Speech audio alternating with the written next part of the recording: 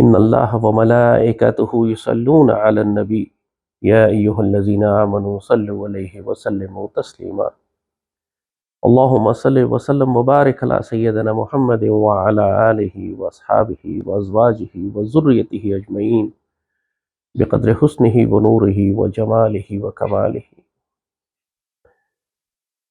آج لوگ اہل فلسطین کے ایمان پر رشک کر رہے ہیں۔ اہل فلسطین کے ایمان کو دیکھ کر پوری دنیا میں ایک زلزلہ برپا ہے۔ ان کا ایمان مسلمانوں کے ایمان کی تجدید کر رہا ہے اور لاکھوں کافروں کو مسلمان۔ ان کا جرأت کردار، ان کا اخلاق، ان کا صبر، ان کا اللہ پہ توکل، ان کا اللہ کی رضا پر راضی رہنا، اور ان کا اس قیامت خیز آزمائش میں سے گزر کر بھی یہ کہنا کہ ان للہ و انا الیہ راجعون۔ کسی نے کہا کہ دعا کریں کہ اللہ ہمیں غزہ کا ایمان عطا فرمائے۔ ہم نے اس سے کہا سوچ لو کہ تم کیا دعا کر رہے ہو۔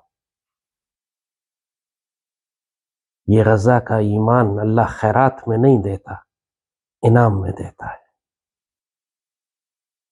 اس غزہ کے ایمان تک پہنچنے کے لیے جس قیامت خیز آزمائش سے گزرنا پڑتا ہے اس کے لیے تم تیار نہیں ہو۔ تم وہ قیمت نہیں ادا کر سکو گے جو اہل غزہ نے ادا کی۔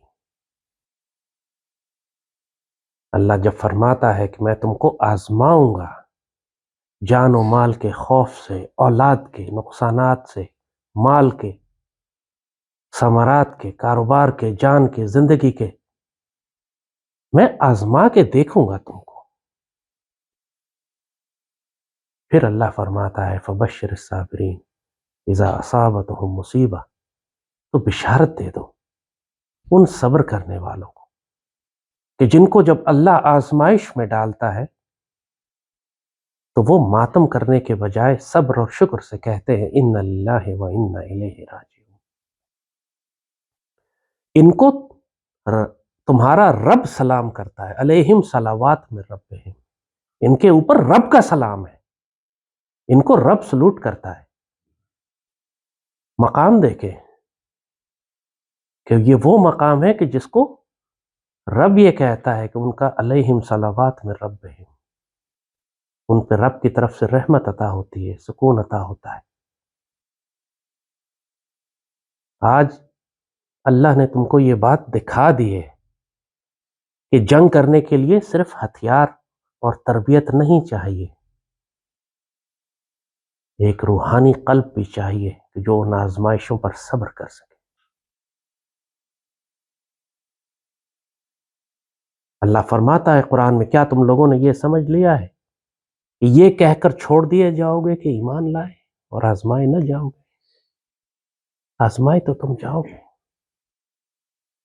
اور یہی اس آزمائش سے اللہ کا ہر بندہ خوف کھاتا ہے کہ کہیں ایسا نہ ہو کہ اس آزمائش میں میں ناکام ہو جاؤں، میں بزدلی اور بےغیرتی دکھا دوں، میں خوفزدہ ہو جاؤں، میں جنگ سے پیٹھ موڑ کر فرار ہو جاؤں تو میری ساری زندگی کے اعمال ضائع ہو جائیں گے۔ جس طرح فرمایا گیا کہ سیدی رسول اللہ کے آگے اپنی آوازوں کو بلند نہ کرنا، یہ نہ ہو کہ تمہارے اعمال ضائع ہو جائے اور تم کو اس کی خبر بھی نہ ہو۔ اسی طرح اللہ نے میدان جنگ کی آزمائش سے فرار اختیار کرنے والوں کے بارے میں بھی یہی فرمایا ہے کہ ان کے اعمال ضائع ہو جاتے ہیں۔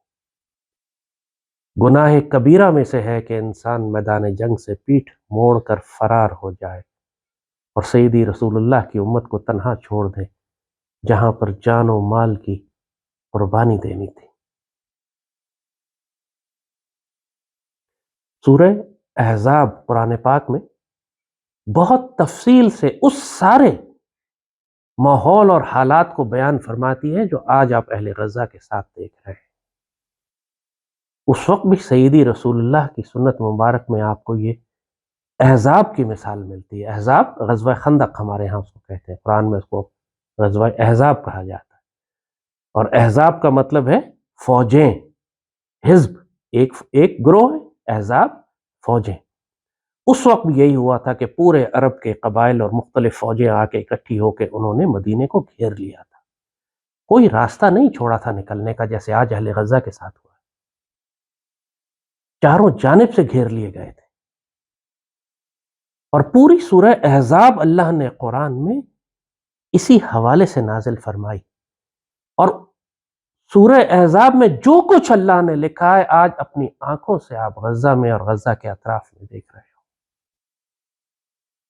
اس وقت بھی یہی ہوا کہ چھوٹی سی جماعت کو گھیر لیا گیا۔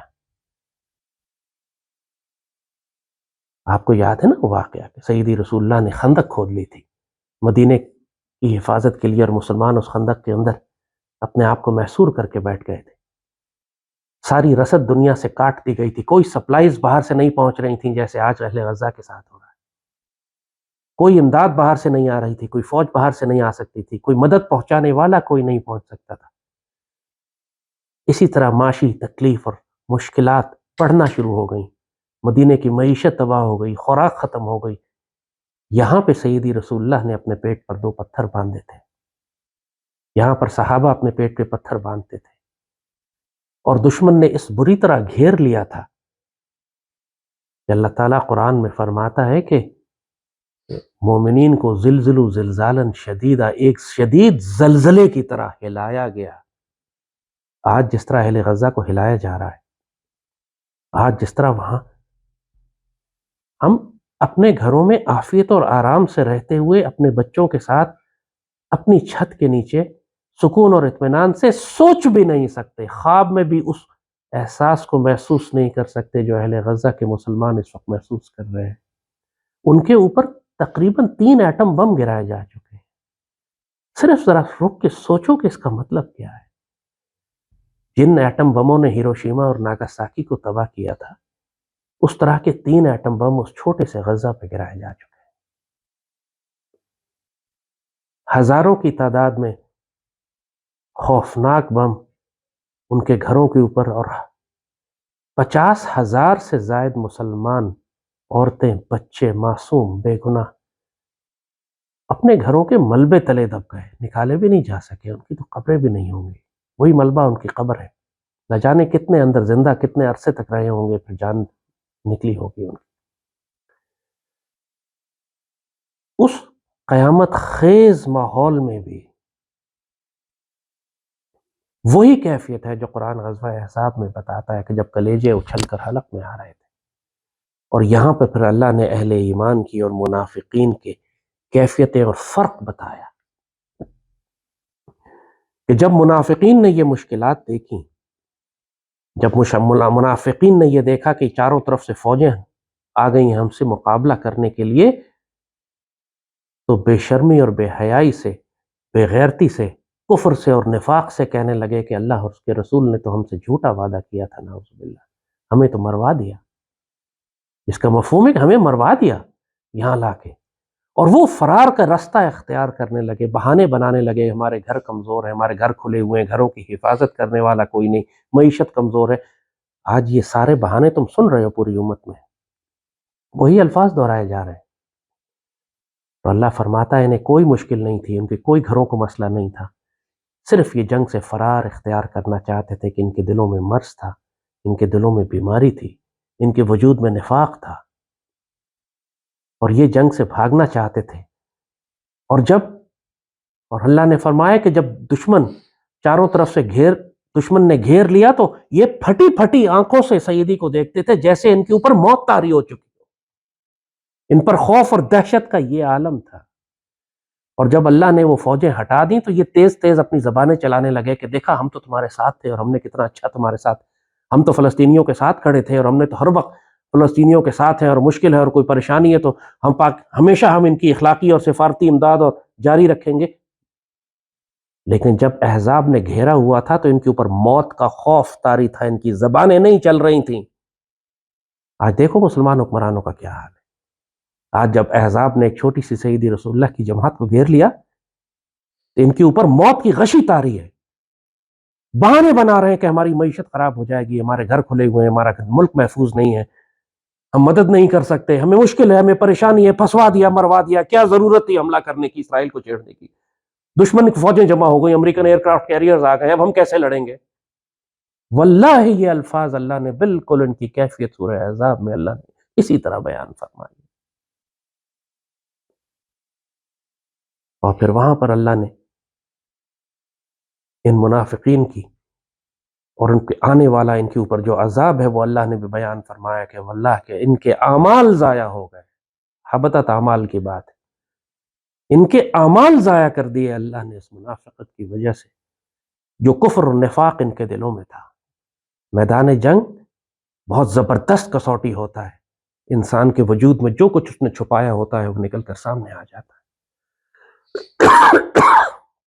جس کے دل میں نفاق اور کفر ہوتا ہے وہ ابل کر سامنے آتا ہے، اور جس کے دل میں ایمان ہوتا ہے وہ چمک اور دمک کے سامنے آتا ہے۔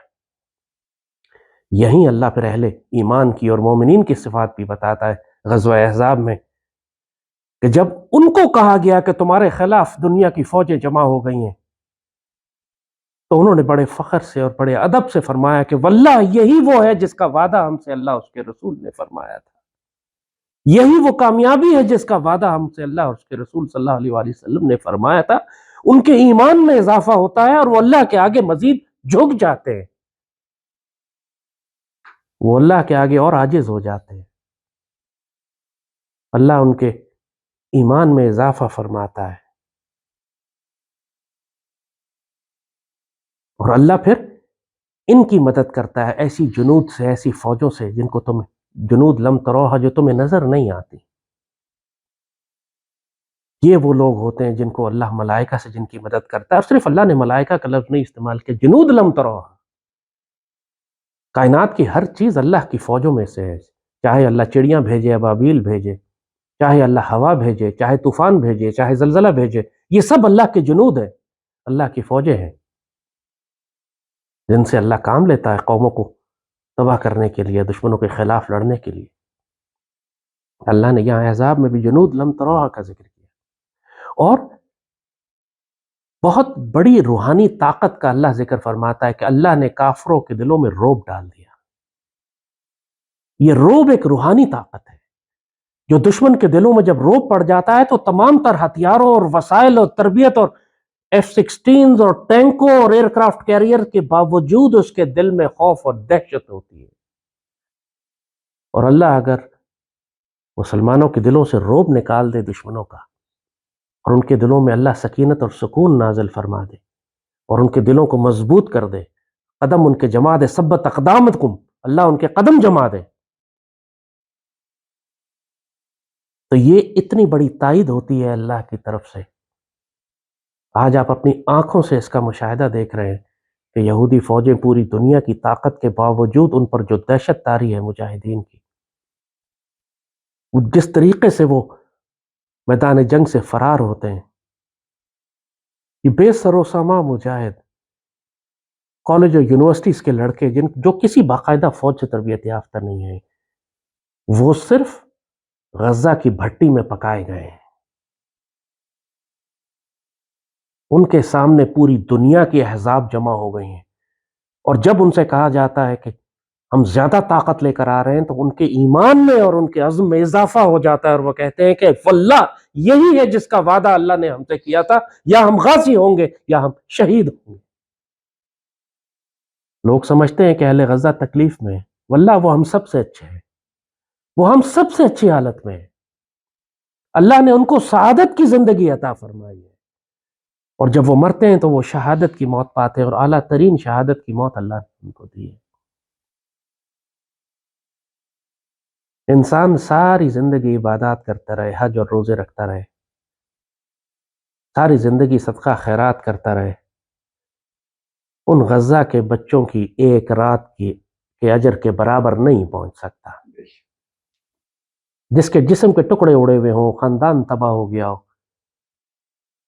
اور وہ مرنے سے پہلے صرف یہ پیغام دے کے جاتا ہے کہ ان للہ و ان الیہ راجعون، ہم اللہ سے راضی ہیں اور اللہ ہم سے راضی ہے، اور ہم کسی صورت میں وہ قوم، وہ جماعت کسی صورت میں اپنے گھٹنوں پر نہیں آئے گی جس کی قیادت سیدی رسول اللہ فرما رہے ہو۔ وہ قوم کبھی نہیں جھکے گی جس کے امام سیدی رسول اللہ۔ یہ فلسطینیوں کا عام نعرہ ہے، یہ بڑے فخر، بڑے شوق سے، بڑے عزم سے یہ نعرہ لگاتے ہیں کہ وہ قوم کبھی بھی نہیں جھک سکتی جس کے امیر، جس کے امام سیدی رسول اللہ ہو۔ دیکھ کیسی کیسی تصویریں اللہ تمہارے سامنے لے کر آ رہا ہے۔ اب پوری دنیا میں کوئی شخص یہ نہیں کہہ سکتا کہ مجھے معلوم نہیں ہوا کہ غزہ میں ہو کیا رہا تھا، چاہے اہل ایمان ہو، چاہے اہل کفر ہو۔ جو مثالیں فلسطین کے مسلمانوں نے قائم کر دی ہیں صبر کی،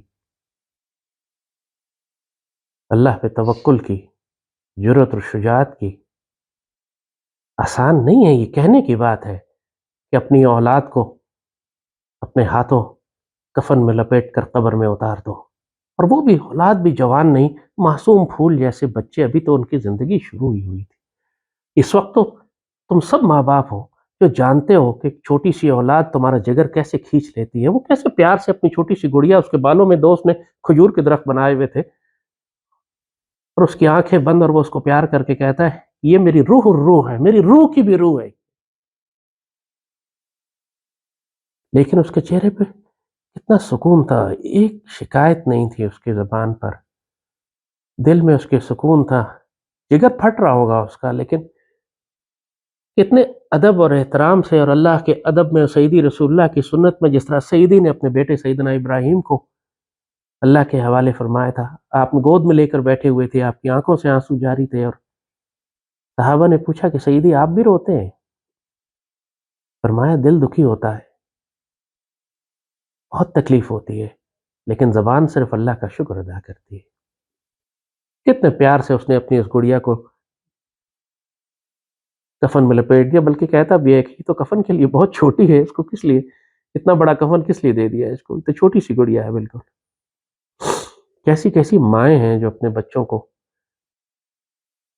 کس اطمینان اور سکون کے ساتھ اور صبر کے ساتھ رخصت کرتی ہے کہ ہم نے اپنے بیٹے اللہ کی راہ میں شہید کروائے۔ پورا خاندان تباہ ہو گیا، چھوٹی بچی 10 سال کی، پورا خاندان تباہ ہو گیا، 5 سال کا بھائی بچ گیا اس کا، تو کہتی ہے اللہ کا شکر ہے میرا بھائی باقی ہے، میرا دھیان کر لے گا۔ یہ 5 سال کی 10 سال کی بچی کہہ رہی ہے یہ صبر کہیں سے لے کے آؤ، یہ صبر ایسے نہیں ملتا۔ 75 سال وہ آگ کی بھٹی میں جلے ہیں، 75 سال ان کو آزمایا گیا ہے، یہی 75 سال کشمیریوں کو بھی آزمایا گیا ہے، مگر کشمیری اپنے امتحان میں فیل ہو گئے۔ کشمیریوں میں کیا آج یہ 1900 پاکستان بننے کے ساتھ ہی مسئلہ کشمیر بھی شروع ہوا تھا، اور مسئلہ فلسطین بھی۔ فلسطین آج کہاں پہنچ گئے اور کشمیری کہاں کھڑے ہوئے ہیں؟ کشمیریوں نے ہندوؤں کی غلامی قبول کر لی، اور فلسطینیوں نے اپنی پورے نسل قربان کر دی، 3 نسلیں گزار دیں، لیکن ہر نسل کو یہ سکھایا ہے کہ تم نے سیدی رسول اللہ کی مسجد اقصی یہودیوں کے پاس نہیں چھوڑ۔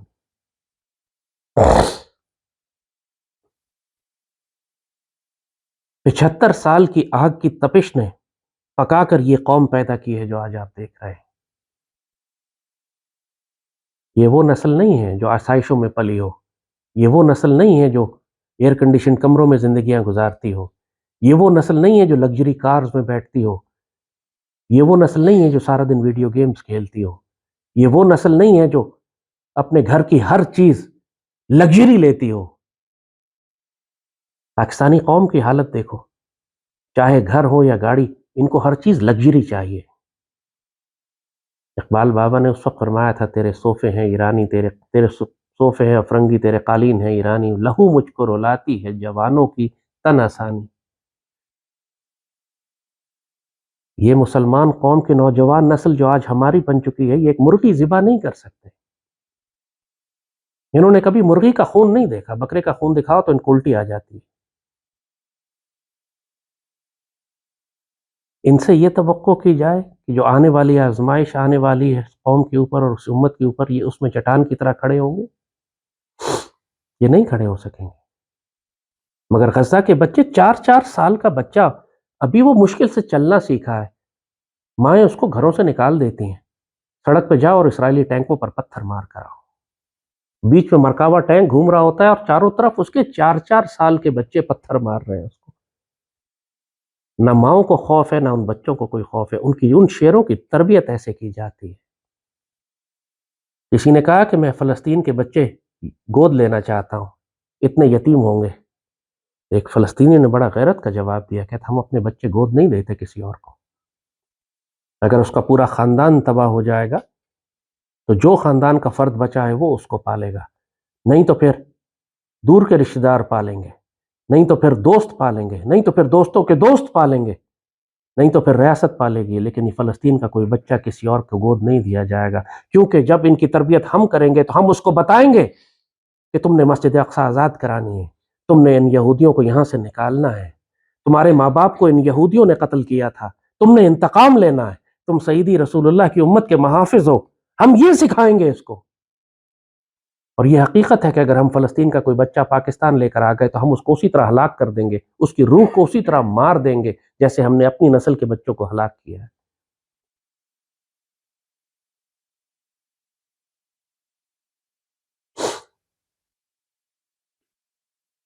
جو آگ کی تپش تھی 75 سال، اس نے یہ فلسطین کی قوم پیدا کی ہے۔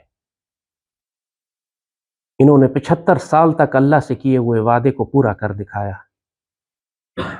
یہی اس احزاب میں اللہ تعالیٰ ان مومنین کی شان یہ بتاتا ہے کہ جو اللہ سے وعدہ کرتے ہیں پھر اس کو پورا کر دکھاتے ہیں۔ کچھ ہیں اس میں وَمِنْهُمْ مَنْ قَضَى نَحْبَهُ، کچھ ہیں جو اپنے قسم کو پورا کر لیتے ہیں یعنی شہید ہو گئے، اور کچھ ہیں جو اس کا انتظار کرتے ہیں۔ ان کے لیے صرف 2 سعادتیں ہیں، یا وہ غازی ہوں گے یا وہ شہید ہوں گے، یا اللہ ان کو فتح نصیب فرمائے گا یا اللہ ان کو حیات ابدی نصیب فرمائے گا، اور ہمیشہ ہمیشہ کے لیے وہ اللہ کے پاس رہیں گے، اور وہ زندہ ہوں گے، اور ان کو منع فرمایا گیا ہے کہ ان کو مردہ نہ کہو، وہ مردہ نہیں ہے، ان کو رزق دیا جاتا ہے، وہ زندہ ہیں لیکن تمہیں اس کا شعور نہیں۔ اس سے زیادہ حسین زندگی اور کیا ہو سکتی ہے؟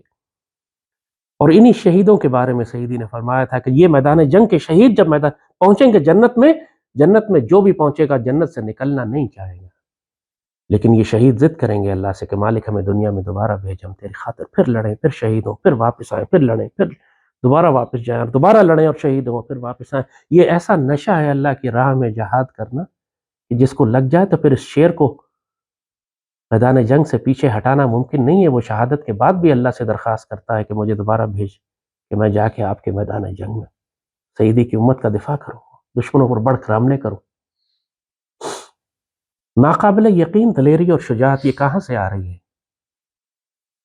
دنیا کی کوئی فوج اس کے لیے تیار ہی نہیں تھی۔ اتنے بڑے بڑے جدید خوفناک ٹینک جن میں اتنے ایسے نظام لگایا ہوا ہے کہ کوئی میزائل اور کوئی راکٹ دور سے ان کو لگا مار ہی نہیں سکتا، اس کے اوپر چڑھ کے اس کے اوپر بارودی سرنگیں لگا رہے ہیں۔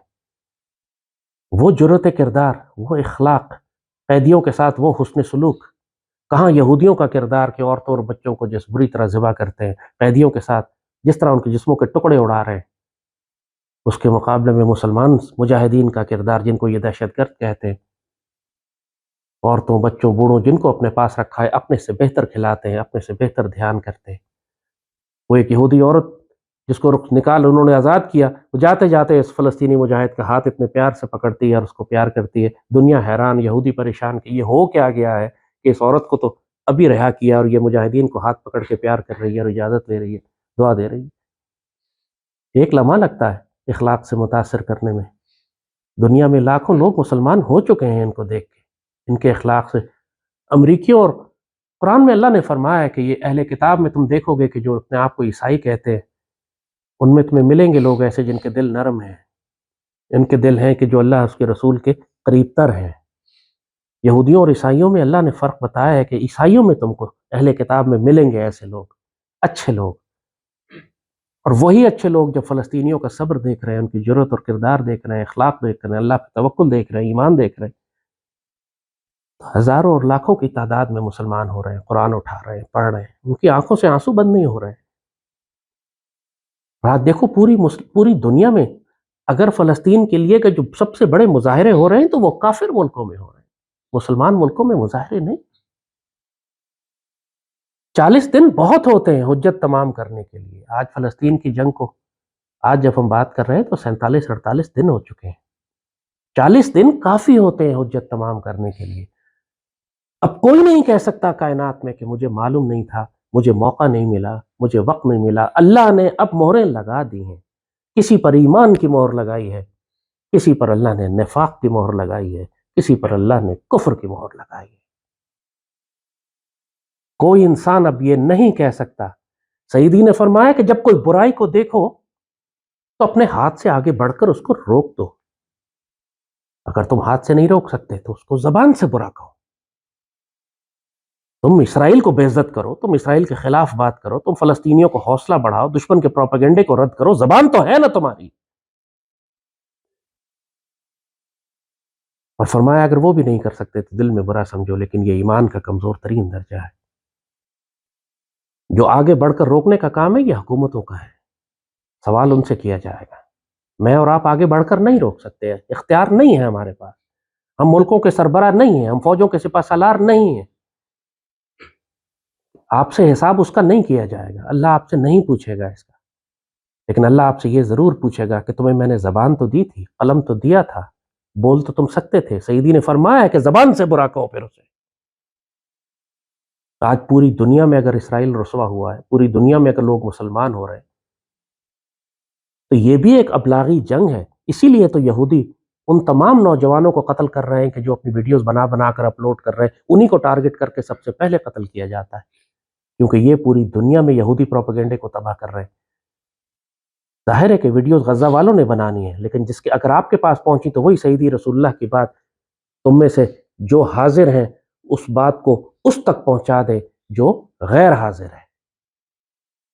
جو خطبہ حجۃ الوداع پہ سیدی نے فرمایا تھا، جو پیغام میں تم کو دے رہا ہوں تم آگے پہنچاؤ.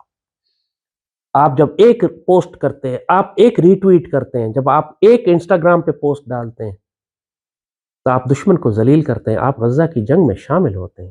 سیدی رسول اللہ نے فرمایا کہ بیت المقدس شریف کی مسجد کا جس کا مفہوم ہے سفر کرو اس کی جانب، نماز پڑھو. وہ اس کا حق ہے کہ مسجد اقصیٰ میں تم نماز پڑھو جا کے. سیدی نے فرمایا سیدی لیکن اگر ہم وہاں نہ جا سکیں تو؟ فرمایا پھر جس کا مفہوم ہے کہ کچھ پیسے بھجوا دو، کہ تیل خرید لیں گے وہاں پہ لوگ، کہ وہاں چراغ جل جائے گا، وہاں کوئی تمہاری کنٹریبیوشن ہو جائے. مفہوم بات کا یہ ہے کہ تمہاری کوئی کنٹریبیوشن ہوگی، تمہارا کوئی حصہ ڈل جائے گا، تمہارا مسجد اقصیٰ کے لیے کوئی حصہ ڈل جائے گا. اللہ تمہیں موقع دے رہا ہے مسجد اقصیٰ کی حفاظت کے لیے اپنا حصہ ڈال لو. اور پھر سچی بات ہے کہ 40 دن ہو چکے ہیں. جس نے ڈالنا تھا وہ ڈال چکا ہے. جس نے احزاب کو دیکھ کر، فوجوں کو دیکھ کر بزدلی اور بغاوت اور بغیرتی کا رستہ اختیار کرنا تھا اس نے کر لیا ہے. اب وہ جو قرآن کہتا ہے نا کہ جب دشمن کی فوجیں سامنے تھیں تو ان پر موت کا خوف طاری تھا، غشی طاری تھی، یہ پاگل ہوئے ہوئے تھے، ان کی آنکھیں پتھرائی ہوئی تھیں. لیکن جب انہیں احساس ہوا کہ خطرہ ذرا کم ہو گیا، تھوڑا ٹل گیا، تو ان کی زبانیں تیز تیز چلنے لگیں. ہم تو فلسطینیوں کے ساتھ تھے، ہم تو امداد بھجوا رہے ہیں، ہم نے تو خیمے بھجوا دیے، ہم تو ڈاکٹر بھیج رہے ہیں، ہم تو ان کے ساتھ کھڑے ہوئے ہیں. اس سے پہلے سرحدیں بند کی ہوئی تھی، اس سے پہلے امداد نہیں جانے دیتے تھے، اس سے پہلے یہودیوں کو راستے دے رہے تھے، یہودیوں کو ہتھیار پہنچا رہے تھے، یہودیوں کو مخبری کر رہے تھے. لیکن جب یہ دیکھا کہ پوری دنیا سے دباؤ بہت آنے لگا ہے تو اپنے آپ کو ان منافقین کے بارے میں اللہ کہتا ہے لا الہ الا ولا الہ الا. نہ وہ اس جانب استقامت اختیار کرتے، نہ کھل کے کفر کے ساتھ جاتے، نہ وہ کھل کر ایمان کے ساتھ آتے. مذبذبین بین ذالک، کنفیوزڈ بیچ میں کھڑے ہوئے. ان سے پوچھو کہ تم کیا چاہتے ہو، وہ صرف ہوا کا رخ دیکھتے ہیں، صرف اپنے ناپاک وجود کو بچانے کے لیے. اسی لیے اللہ نے فرمایا کہ جو منافق ہے یہ مشرک سے زیادہ نیچے جہنم کے طبقے میں ہوگا، درک الاسفل فی النار فرمایا گیا. سوچو انسان حیران ہوتا ہے کہ ایک شخص جو زبان سے اپنے آپ کو مسلمان کہتا ہے، نماز پڑھتا ہے، حج کرتا ہے، روزہ رکھتا ہے، ساری زندگی ظاہراً مسلمانوں جیسی گزارتا ہے، اللہ فرما رہا ہے کہ یہ مشرک سے بھی نیچے جہنم میں جلایا جائے گا، اس لیے کہ یہ منافق تھا، اس لیے کہ یہ زبان سے بکواس کرتا تھا. جو زبان سے جو کچھ کہتا تھا وہ اس کے دل میں نہیں تھا. مسلمان اس کو مسلمان سمجھ کر اعتبار کرتے رہے اور یہ سیدی رسول اللہ کی امت کو دھوکہ دیتا رہا. آج ہمارے سارے حکمرانوں کا یہ حال ہے. آج کے دور میں مسلمان حکمران ہونا اللہ کا عذاب ہے کہ اللہ کی رحمت نہیں۔ اگر تم مسلمان حکمران ہو، اختیار اور طاقت تمہارے پاس ہے، اور اس کے باوجود تم بزدل اور بے غیرت ہو، تو اپنا ٹھکانہ جہنم میں بنا لو۔ تم نے اپنے ٹھکانے پر، اپنے جہنمی ہونے پر مہر لگوا لی۔ بے بس ہونا بہتر ہے آج کل، کہ اللہ حساب کم از کم نہیں کرے گا، لیکن ان بدعمال حکمرانوں کی سزا پھر پوری قوم کو آتی ہے۔ وَاتَّقُوا فِتْنَةَ الَّذِي لَا تُصِيبَنَّ مِنْكُمْ ظَلَمٌ خَاصَّةٌ، اس فتنے سے ڈرو، اس سزا سے ڈرو، اس آزمائش سے ڈرو، اس تباہی سے ڈرو، جب وہ آئے گی تو صرف ان لوگوں پہ نہیں آئے گی جو تم میں ظلم کیا کرتے تھے۔ تم یہ نہیں کہہ سکتے مالک میں تو بے گناہ تھا، میں نے تو کچھ کیا ہی نہیں۔ وہ جب سیلاب آتا ہے، جب عذاب آتا ہے، جب بارش برستی ہے، جب زمین پھٹتی ہے، جب زلزلہ آتا ہے، جب دشمن کے ٹینک اور توپیں آتی ہیں، جب ہلاکو خان آتا ہے، پھر سب کے سر کٹتے ہیں۔ جو نیک ہیں اس میں ان کو اللہ اجر دے دے گا، اور باقیوں کی تو صفائی ہونی ہوتی ہے، بچتا کوئی بھی نہیں۔ کیا اہل غزہ میں جو شہید ہو رہے ہیں وہ اپنے گناہوں کی وجہ سے ہو رہے ہیں؟ نہیں، وہ اللہ سے کیے ہوئے وعدے کو پورا کر رہے ہیں۔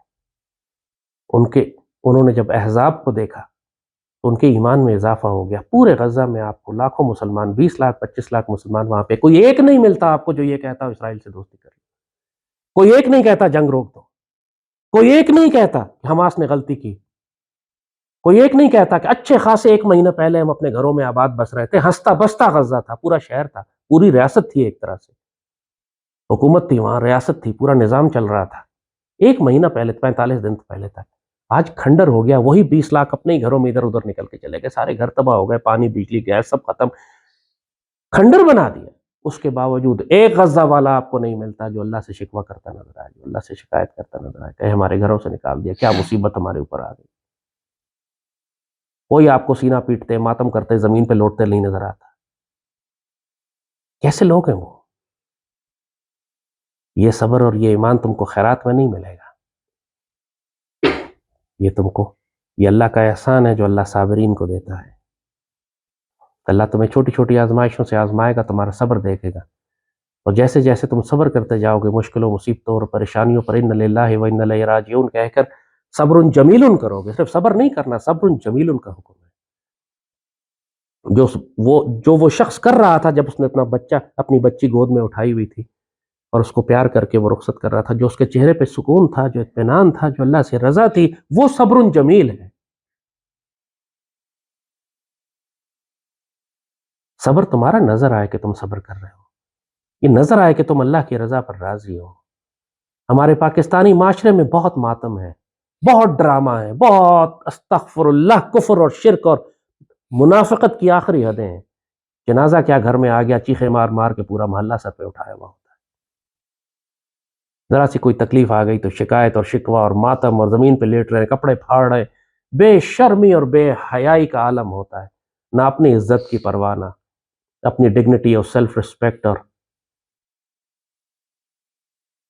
ایک فلسطینی بچی کا پیغام میں نے پڑھا، وہ کہتی کہ لوگ مجھ سے تعزیت کر رہے ہیں، کہتی برائے مہربانی ہم سے تعزیت نہ کریں، ہم بڑے غیرت مند لوگ ہیں، جو کچھ ہو رہا ہے ہمارے ساتھ ہم بہت فخر سے اس کو اون کرتے ہیں، اس کی ذمہ داری لیتے ہیں، ہم غیرت والے لوگ ہیں، ہمارے ساتھ کھڑے ہوں، ہمارے ساتھ جنگ کریں، ہمیں آپ کی تعزیت نہیں چاہیے، جو ہمارا نقصان ہو رہا ہے اس پر افسوس کرنے کی آپ کو ضرورت نہیں ہے، اس لیے کہ ہم اللہ سے راضی ہیں اور ہم نے قبول کیا ہے اس نقصان کو۔ کیا جواب ہے ماشاءاللہ، کیا غیرت مند جواب ہے، کیا غیرت مند جواب ہے۔ یہی مائیں ہیں جو پھر ایسی بیٹیاں ایسی اولادیں پیدا کرتی ہیں جو شیر اور نسل پیدا ہوتی ہے۔ چھوٹا سا بچہ 10-11 سال کا کہتا ہے جتنے مرضی ہمارے یہ لوگ مار دیں، ہماری عورتیں زندہ ہیں، یہ مزید شیر پیدا کر لیں گی، کتنے مارو گے تو؟ اب لڑو اس بچے سے، اس نسل سے کون لڑ سکتا ہے، اس نسل سے کون لڑ سکتا ہے؟ ان کو معلوم ہے کہ اسی نسل میں سے وہ موسیٰ نکلیں گے، اسی لیے وہ لاکھوں بچے قتل کر رہے ہیں، مگر اللہ نے اپنے موسیٰ کو تو بچا کے رکھنا ہے۔ اور یہاں تو موسیٰ یہ پوری قوم ہے، ان یہودیوں کو یہ پوری قوم ہی ٹکر گئی ہے، ان کا جو بیڑا غرق یہ کریں گے انشاءاللہ۔ جو مرضی تم اہل فلسطین کے ساتھ کر لو، ان کو سیدی رسول اللہ کی دعا لگی ہوئی، سیدی نے ان کی بشارت ان کے بارے میں عطا فرمائی. یہ دو بشارتیں سیدی نے عطا فرمائی تھیں، ایک غزوہ ہند والوں کے لیے اور یہ پاکستان کے نصیب میں ہے. لوگ آج مجھ سے سوال کرتے ہیں کہ پاکستان تو بالکل فلسطین پر خاموش ہے، یہ غزوہ ہند کیسے لڑیں گے، یہ غزوہ ہند کی فوج کیسے ہو سکتی ہے، یہ غزوہ ہند کی قوم کیسے ہو سکتی ہے. اس کا سیدھا سا جواب ہے کہ زیادہ عقل لگانے کی ضرورت نہیں ہے. اللہ تعالیٰ جو چاہتا ہے کرواتا ہے، جس سے چاہتا ہے کرواتا ہے. اس نے کچھ فیصلے کر دیے ہیں، وہ تمہیں نظر آ جائیں گے، تم اپنی تیاری کرو. پاکستان اور بھارت کا جو غزوہ ہند ہوگا، ان مشرکوں کے ساتھ جو ہمارا تصادم ہوگا، یہ پاکستان کی صفائی بھی کرے گا، یہ پاکستان کے لیے بھی صفائی کا عمل ہوگا. ہماری صفوں کے منافق، خائن اور غدار اور ناپاک اور پلیت افراد اور نظام جو تمہیں آج نظر آتا ہے، اللہ اس کو بھی صاف کرے گا اسی غزوے میں. اور اسی میدان جنگ کی تپش میں سے وہ مرد مجاہد نکلیں گے کہ جو ہند و بھارت اور مشرکین کو زنجیروں میں لپیٹ کر لائیں گے اور پھر پلٹیں گے اور شام میں سیدنا عیسیٰ علیہ السلام کو پائیں گے اور دجال کو وہاں قتل کریں گے. یہ تمہارا مسئلہ نہیں ہے کہ کون کرے گا، اللہ کو معلوم ہے کون کرے گا. اللہ کو معلوم ہے کہ وہ سعادتیں کس کے نصیب میں ہوں گی کہ جو غزوہ ہند لڑے گا. اللہ جانتا ہے وہ سعادتیں کس کے نصیب میں ہوں گی جو سیدنا عیسیٰ علیہ السلام اور سیدنا مہدی کے ساتھ دجال کو قتل کریں گے اور شام کا غزوہ کریں گے. تم اپنی تیاری کرو. تمہاری کیا تیاری ہے؟ تمہارے اوپر آزمائش آئی تو تم کتنی دیر کھڑے رہ سکو گے؟ تم منافقین میں سے ہو کر جن پر مہر لگا دی گئی، یا تم مجاہدین میں سے ہوگے جو سعادت کی زندگی گزارتے ہیں اور شہادت کی موت لیتے ہیں؟ تو اپنی فکر کرو، یہ فکر نہ کرو کہ کون کرے گا، کیونکہ تمہاری باری تو آ چکی ہے. اور اگر 40 دن میں تم نے کچھ نہ کیا اب تک فلسطین کے لیے، تو اپنی خیر مناؤ، تم پر موریں لگ چکی ہیں. اہل نظر کہہ رہے ہیں، بابے کہہ رہے ہیں کہ اللہ نے توبہ کے دروازے اب بند کر دیے 40 دن کے بعد. بہت بڑی بات ہے یہ، بہت وجود کے رونگٹے کھڑے ہو جاتے ہیں. حقیقت ہے کہ جس نے 40 دن کے اس قتل عام کے بعد بھی جنبش نہ کی، جس نے آگے بڑھ کر مسلمانوں کی مدد نہ کی، جس کا دل نہ ہلا، پھر اس کا مطلب ہے کہ وہ قاسیۃ القلوب میں سے، پتھر دلوں میں سے ہے جن پر اللہ نے موریں لگائی ہوئی ہیں. اب اس کا ہونا یا نہ ہونا کوئی فرق نہیں پڑتا. مجاہدین تو کامیاب ہو گئے، جس طرح انہوں نے رسوا اور ذلیل کر کے رکھ دیا اسرائیل کو، پوری دنیا میں اس کا بھرم توڑ کے رکھ دیا. اور صرف یہی، یہ جو اس کی برکت ہے، جو روحانی برکت ہے، پوری دنیا میں اسلام زندہ ہو گیا. بابا اقبال جو فرماتے ہیں کہ اسلام زندہ ہوتا ہے ہر کربلا کے بعد، آج کی اس کربلا کے بعد آنکھوں سے نظر آ رہا ہے کہ اسلام کیسے زندہ ہوا. پوری دنیا کے مسلمانوں کے لیے ایمان کا ایک معیار قائم ہو گیا. اب کوئی بہانہ نہیں کر سکتا کہ ہم نے اہل ایمان کو صرف کتابوں میں پڑھا ہے، آنکھوں سے دیکھا نہیں. یہاں تم پوری قوم کو آنکھوں سے دیکھ رہے ہو، ان کا صبر، ان کا شکر، ان کا جلال، ان کا جمال، ان کا جرأت، ان کی شجاعت، ان کا توکل، ان کا اللہ سے پیار، سیدی رسول اللہ سے محبت اور تعلق. اپنے بچوں کو دفن کرنے سے پہلے پیغام دے کے بھیجتے ہیں کہ سیدی رسول اللہ سے کہنا کہ ہم راضی ہیں. اللہ اکبر وللہ الحمد، اللہ اکبر وللہ الحمد. یہ وہی سورہ احزاب والی آیت کہ جب انہوں نے اس جنگ کو دیکھا تو انہوں نے کہا کہ اللہ اس کے رسول نے ہم سے سچا وعدہ فرمایا تھا. اپنے بچوں کو دفن کر کے نہ جان. اور کتنے ہزاروں خط سیدی رسول اللہ کے پاس پہنچے ہوں گے اپنے ماں باپ کی جانب سے. چھوٹی چھوٹی چڑیاں، یہ بچیاں، ہمارے بچے، شہزادے شہزادیاں، یہ کتنی رونق ہوگی جنت میں اس وقت سیدنا ابراہیم کے آس پاس سیدی رسول اللہ کے پاس جا کے پیغام دے رہے ہوں گے، سیدی ہم آپ سے راضی. لیکن شکایت بھی لگا رہے ہوں گے، کیونکہ یہ شکایتیں بھی گئی ہیں ہماری کہ سیدی اس امت نے ہمیں تنہا چھوڑ دیا تھا. بہت بھاری شکایتیں لگ گئی ہیں ہماری. خوف اسی بات کا ہے. ہم تو اہل غزہ والی آزمائش ایک دن نہیں برداشت کر سکتے، ہماری قوم تو نہیں کر سکے گی، ایک دن بھی نہیں کر سکے گی. اور یہ آزمائش اب آنے والی ہے. ایسا نہیں ہو سکتا کہ تم سیدی رسول اللہ کی بہترین امت کو کٹنے کے لیے چھوڑ دو، پھر اللہ تمہیں چھوڑ دے. تمہیں نہیں چھوڑا جائے گا. بھوک اور خوف کا عذاب تو تھوڑا ہے، تمہیں تو ہلاک خان کی طرح ذبح کیا جائے گا۔ ایسی امت کو اللہ رکھ کے کیا کرے جو سیدی کے کسی کام کی نہ ہو، سیدی کی کسی امت کو دفاع نہ کر سکے۔ اللہ نے اس زمین پہ، اس دھرتی پہ یہ بوجھ کیوں رکھنے ہیں؟ اللہ بے نیاز ہے، وہ تمہارے بدلے کوئی اور قوم لے آئے گا۔ یستبدل قوم غیرکم ولا تضرہ شیئا، تم اللہ کا کچھ بھی نہیں بگاڑ سکتے، وہ دوسری قوم لے آئے گا۔ جیسے اس بچے نے کہا تھا ہماری مائیں اور بچے پیدا کر لیں گی، اللہ بھی قرآن میں یہی کہتا ہے میں دوسری قوم لے آؤں گا۔ تم نے مجھ سے کوئی ضمانت تو نہیں لی ہوئی کہ میں نے تم سے ہی کام لینا ہے، میں اوروں کو مسلمان کر دوں گا، پاسباں مل جائیں گے کعبے کو صنم خانے سے۔ یہی ہو رہا ہے، کافر مسلمان ہو رہے ہیں، بہترین کافر مسلمان ہو رہے ہیں۔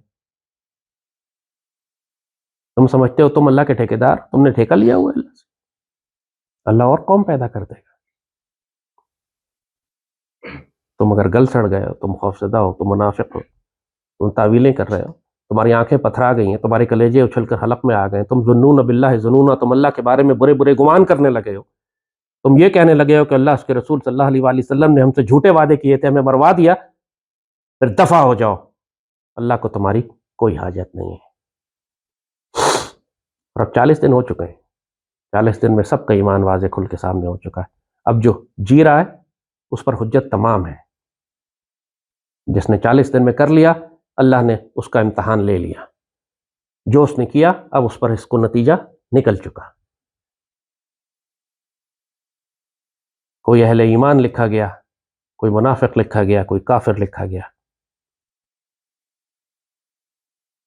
اب کوئی بہانہ نہیں کر سکتا کہ مالک مجھے موقع نہیں ملا۔